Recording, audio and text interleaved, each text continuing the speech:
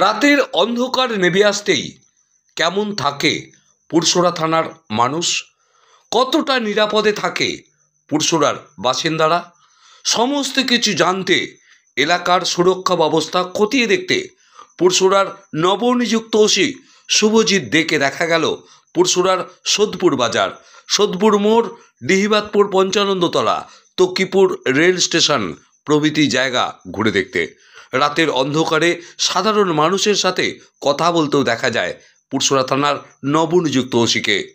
কাজে যোগ দিয়েই মানুষের কথা ভেবে নিরাপত্তার কথা মাথায় নিয়ে ঝাঁপিয়ে পড়লেন নিজের কর্তব্যে। দেখুন সেই ছবি। পুরসরা থেকে নিজস্ব সংবাদদাতা রিপোর্ট, নিউজ 7 সকাল লাইভ।